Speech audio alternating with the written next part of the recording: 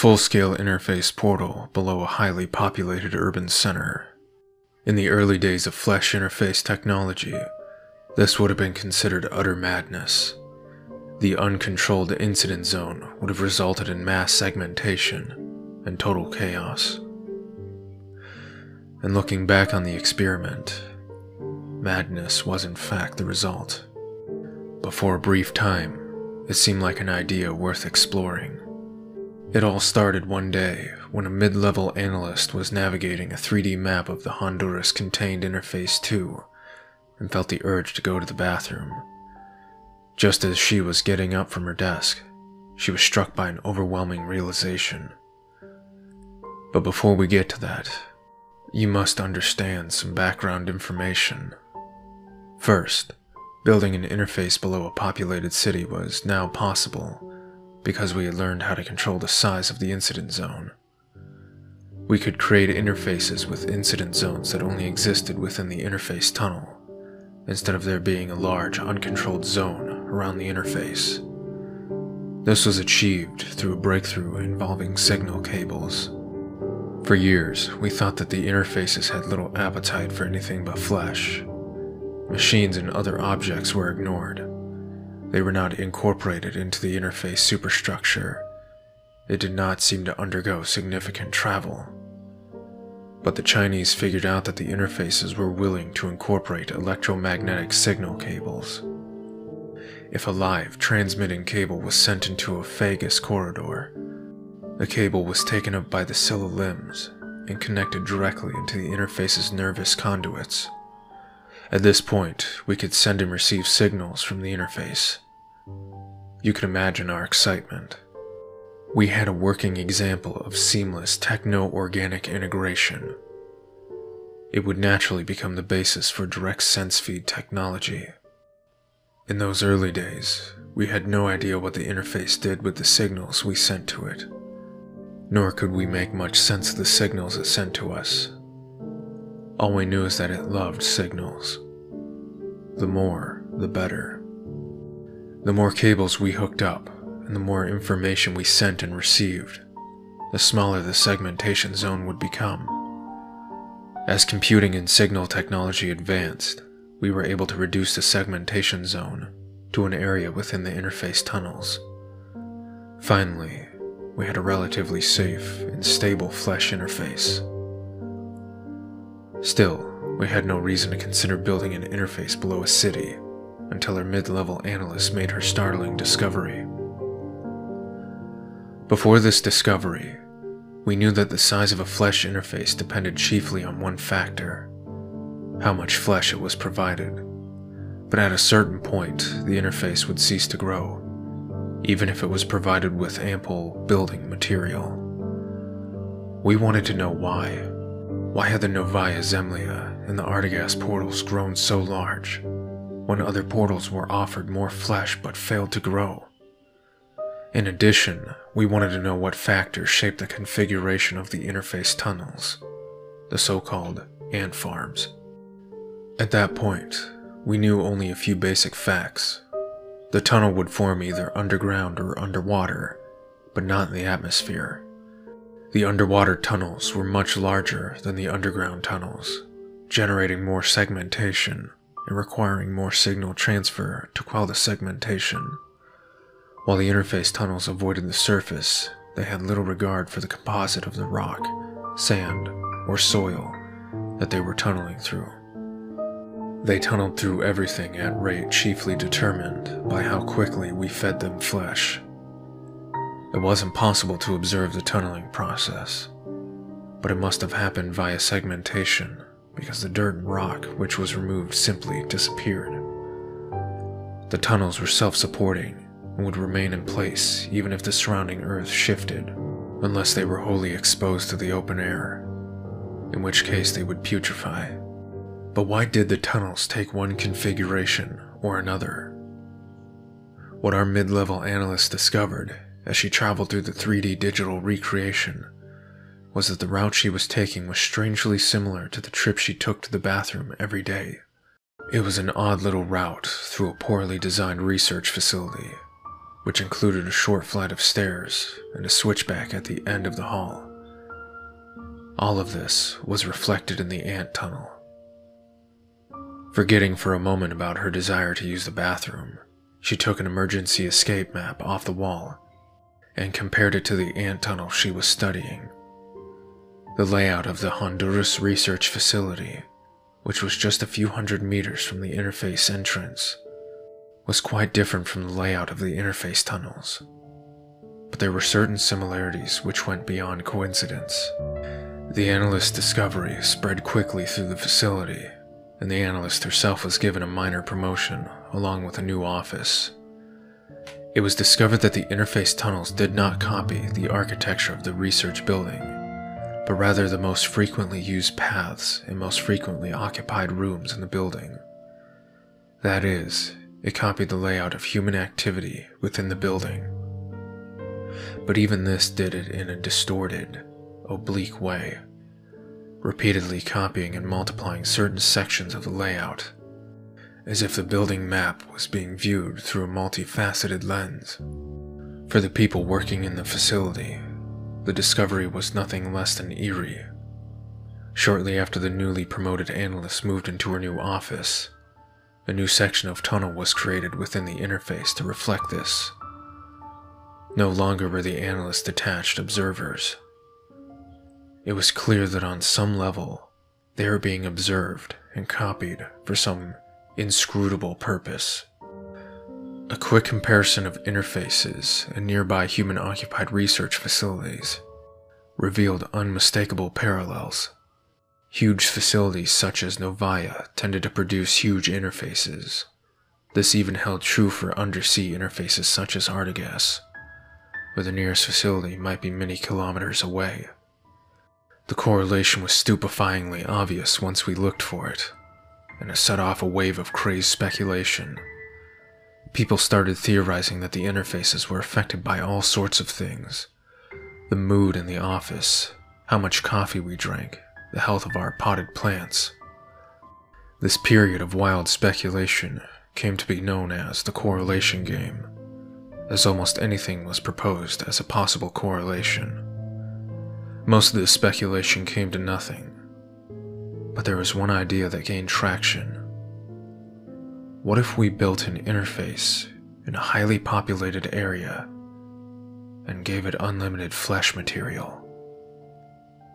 How big would it get? There was this abandoned warehouse that everybody knew about. I knew it had evil spirits when I first went into it, but the crack had me thinking nothing could touch me. Even the other crackheads didn't like to go in there, except the ones who had really fell off. Those ones you see standing around just staring through the wall. But I'm up in here like, I got God's protection, I don't fear anything. But really it's just a crack talking. I start looking around, and I find some stairs in the back. At the bottom is a steel door. This thing is big, solid, deadbolts, everything. Somebody already went at it with a sledge, but it ain't moved at all. You think, there's crackheads in there every night, and they still ain't broke through that door. That's a solid door. So where I was working at, I knew my boss had a spreader, like some Jaws of Life shit. So the next night I took it, and I broke open that door. Inside was just a little room with block walls and another door. Same big-ass steel door. And there was a smell.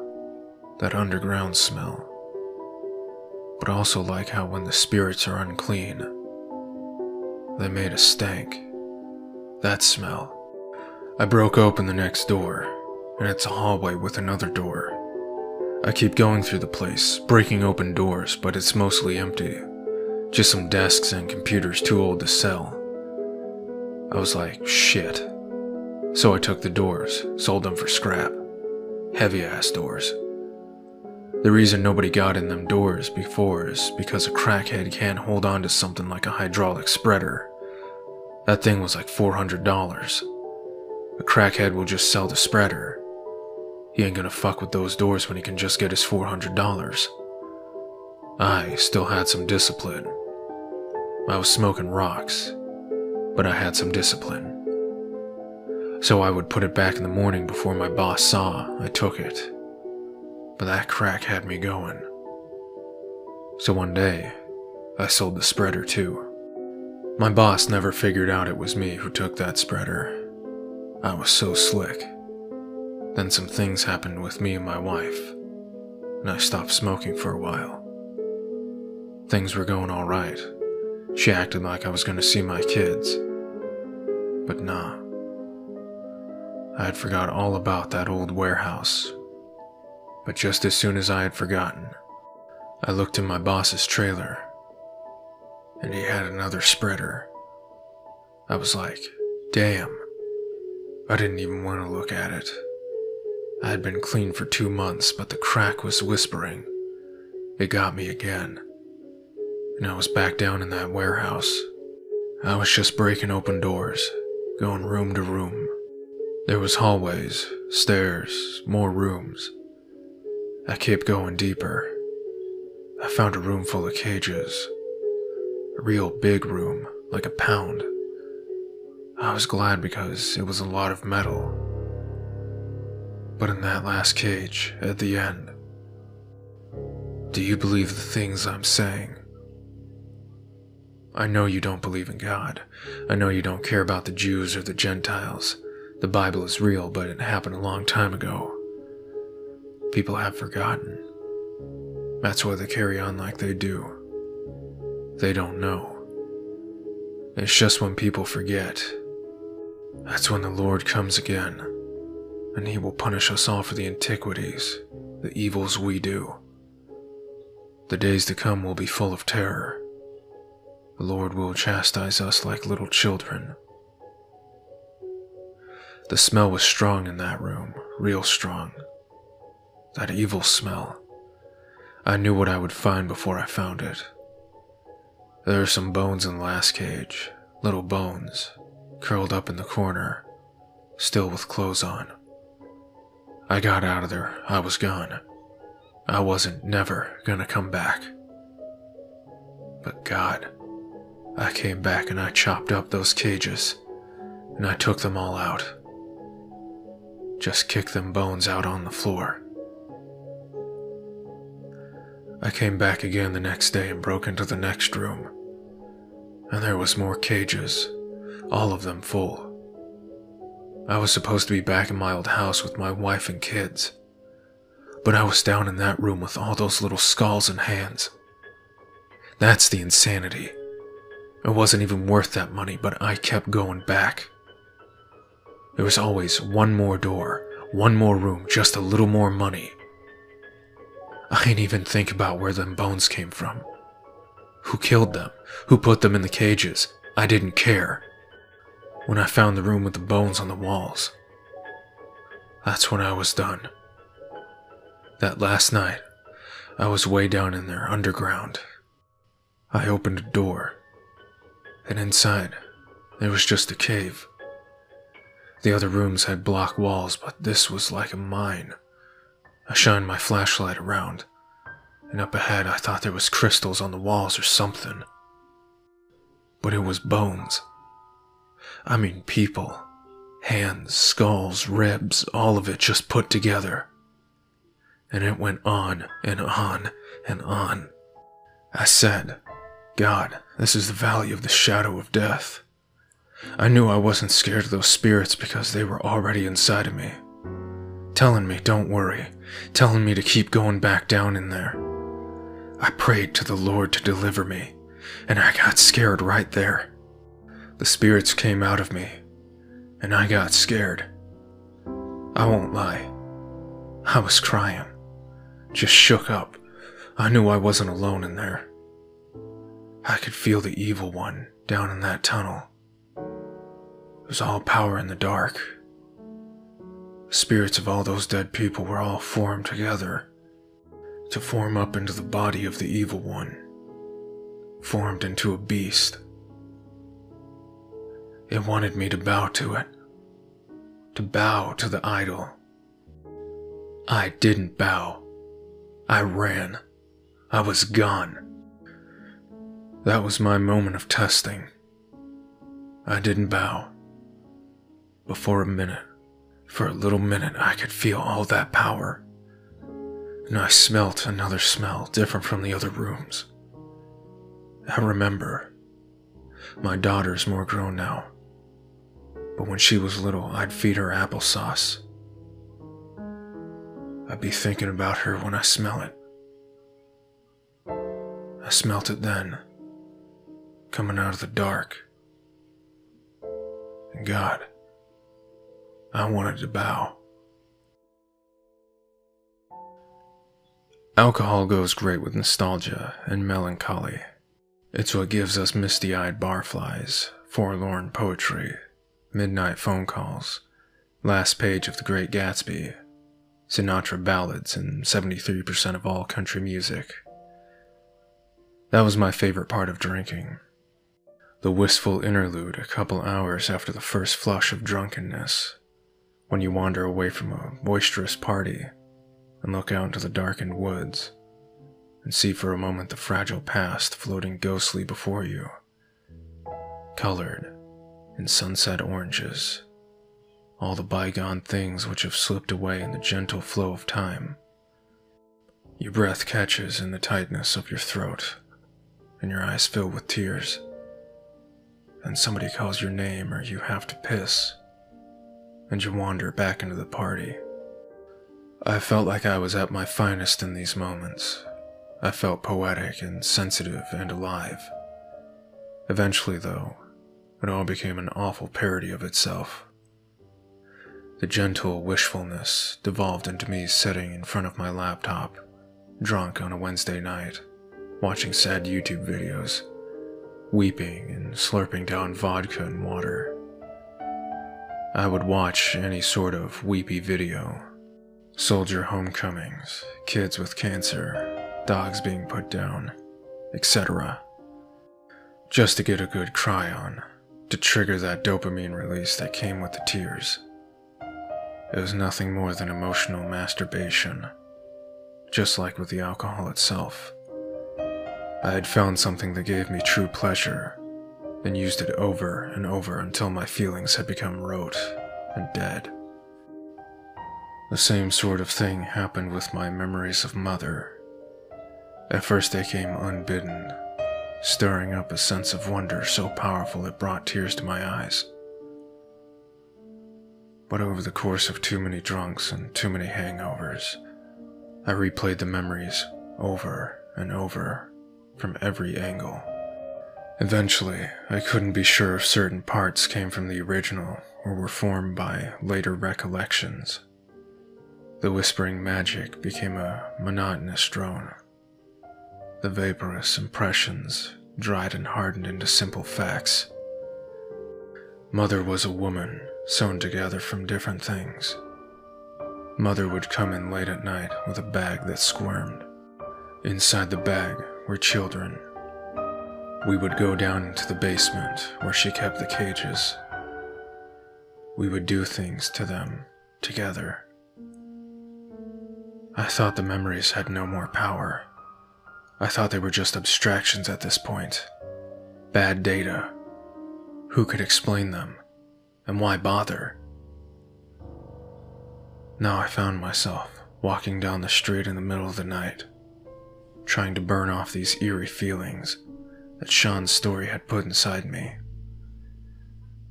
At the intersection, a stiff breeze zipped down the empty lanes, making the traffic lights sway. I walked by a bar with a patio and listened to the low rumble of confident male voices. A smell came off the bar. Cigarettes and hot wings and liquor sweat.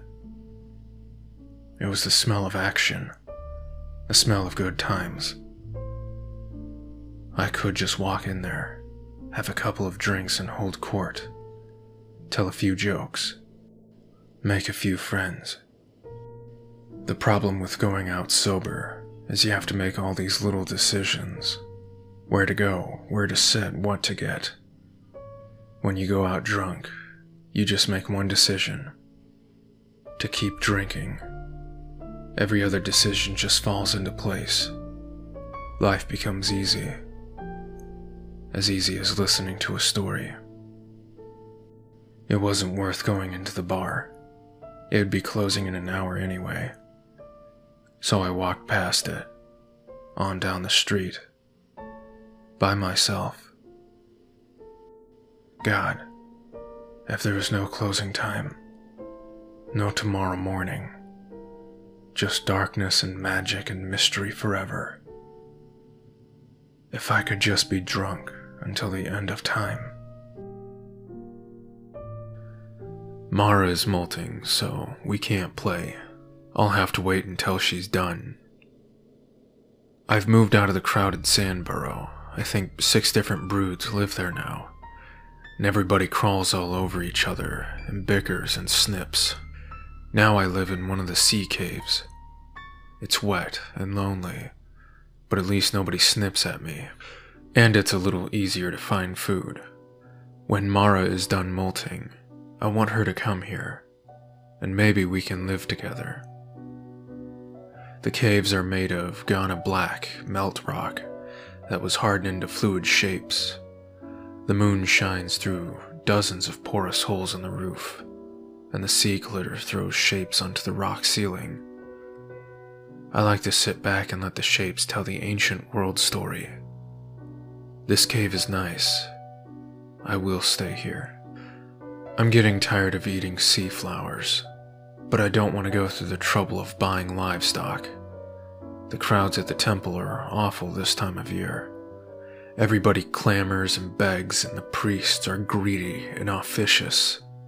They tell us the livestock is a generous blessing from the womb sac of the mother, but I think they just buy it from the inland. At any rate, I don't want any part of it. There is never much food around during the ebbing, when the air turns cool and the worms travel away, but the plumes have not yet come. This year is even worse than usual. They say the ocean dies a little more each year. The water is becoming bitter, but since I live in this sea cave, I can get down into the cove before anybody else, so I'm pretty lucky with what I get to eat. I wake up to the sound of rain on the ocean outside the cave. I look out to see which kind it will be. Light yellow, cata, green. My favorite. I crawl out onto a bluff and let the rain fall on my carapace. There is something sweet in the cata green rains that loosens up the whelks on my seams. I comb through my carapace with my forelimbs, snipping them off, letting them fall onto the rocks until whole front is clear and smooth. After that, I do my joints and my underside. Nowadays, with food scarce, it has become common to eat the whelks, but they taste like ammonia. Just as I am done grooming and feeling very new and shiny, Mara comes climbing up the rock. Her shell is brand new and looks amazing. We dance and burrow and make happy little snips. I have missed her even more than I realized.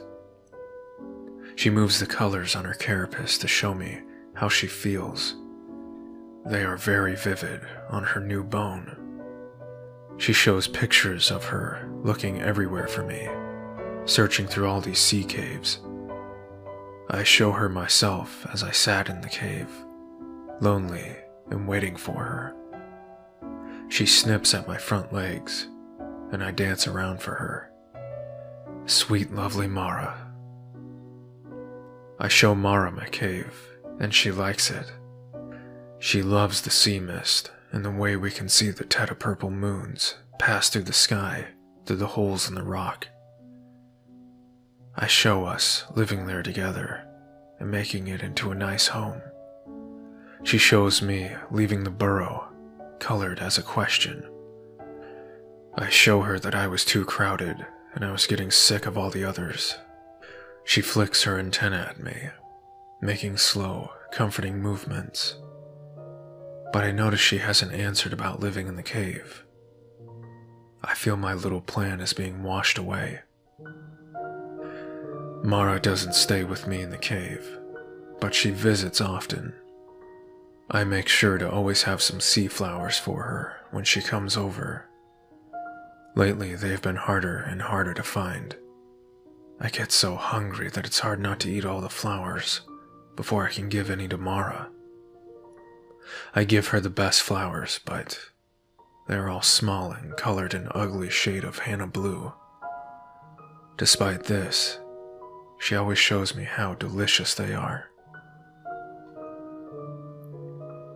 Mara suggests we go to the temple to get some livestock to make a proper meal. I show her that I don't like the crowds. Mara has always loved the temple. She uses admiring colors to show the great gemstone mountain and the moons passing through the pylons, and the great ziggurat, where the livestock is brought out and sold. She shows the priests with their painted shells and red claws. I insist that I don't like meat. I prefer sea flowers. She wiggles her hind jaws at this. Nobody can prefer sea flowers. They taste like sand. I crawl back away from her a little. Hadn't my sea flowers always been delicious to her? Was that just a lie? She crawls closer to me. Her carapace takes on gentle yellows. She shows me that they were delicious because I had picked them. But I don't want her pity. I pull my legs in and stay still until she leaves. I don't see Mara for a long while. The third moon makes its way to the high cusp, marking the end of the ebbing. The plumes have still not come, and I'm often hungry. Finally, Mara shows up with a meat wrapped in temple cloth. I wonder if she's there to taunt me, but she offers it to me. She shows me that my shell has become thin and dull, and I am looking worse. She is right. I have not eaten enough in a while. We go down inside my cave. Before she unwraps the meat, Mara lets me know that she has become a priestess at the temple.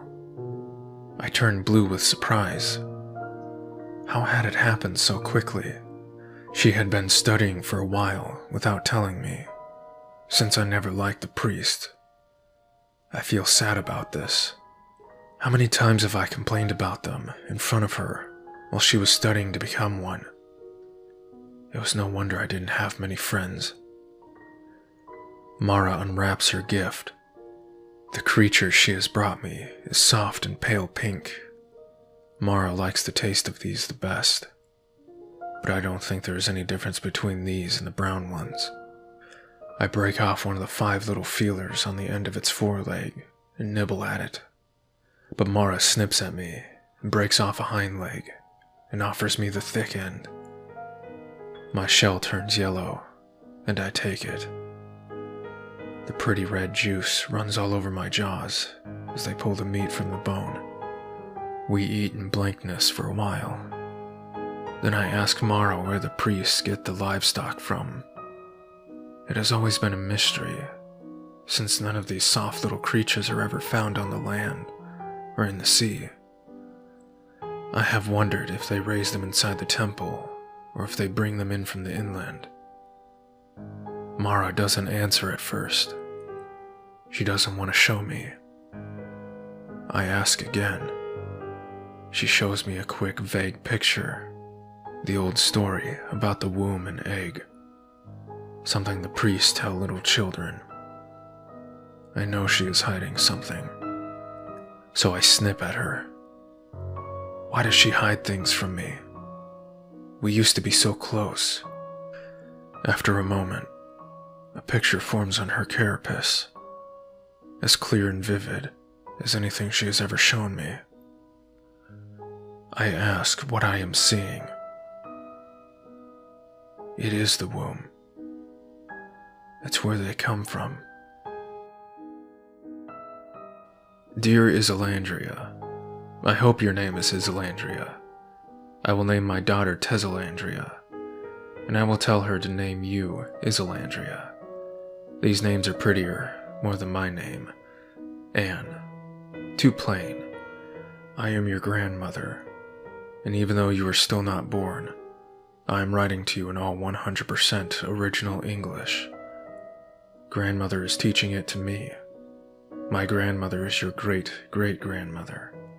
I call her Ali Halmani, yet that is not true English. Whoops. Grandmother is my best friend, and she gives me presents. When I meet you, I will give them to you, and we can be best friends the same. Can you keep secrets? Some of the presents are secret. I will keep this letter and your presents safe under my bed until you are here. I will give you the presents and a lot of hugs. I am learning new English every day. Cloister. Do you know what that is? Grandmother used to live there. It is a special house for the mountain-born. Surprise. Grandmother was a mountain-born. She came out of the mountain's womb when she was a little girl. That's why me and Mom are very healthy, and I hope you will be very healthy the same.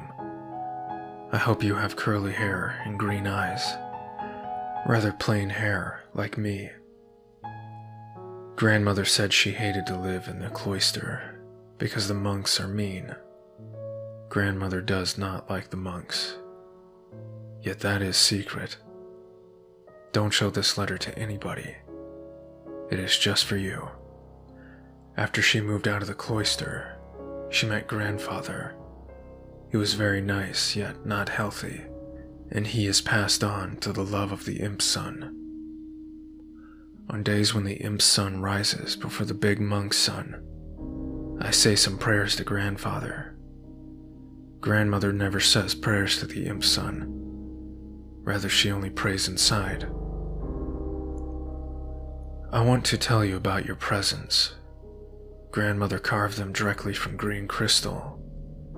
The biggest one is a kitty cat. That is an animal that lives on the far world. The next one is a rose.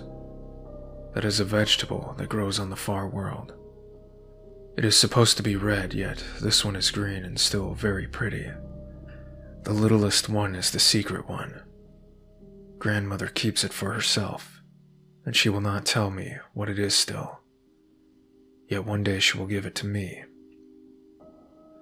I think she is still working to carve it. When she started to make the rose, it's just a block, and she carved it and made it beautiful. When she started the little one, it was just a T shape, yet now she has carved a little man on the front of the T. I know she will finish it very beautiful for you. Okay, that's it. See you not soon, Isalandria. Love, Anne. The remnant ember of a dying star drifts along the gigantic fringe, companioned solely by a tiny world. On the planet's surface, a great crystal tower lords over a vast and airless plain. The cooling star's blue light draws the tower's shadow across the land and marks the passage of the ages. Through the core of the tower runs an artery of living flesh. Branching paths of blood are refracted within facets. At the base of the spire, there is no door, no entryway, but at the top, a fleshy orifice. Once or twice in age, for purpose unknown, tower's mouth expels a living human to fall down and down through the airless space and land atop a scree of other people. A traveler passing on foot would be forgiven for wondering why so many other travelers had approached the tower and flung themselves down at its base to die. Perhaps it was in prayer, or perhaps they were searching for an entryway, for a door, which doesn't exist.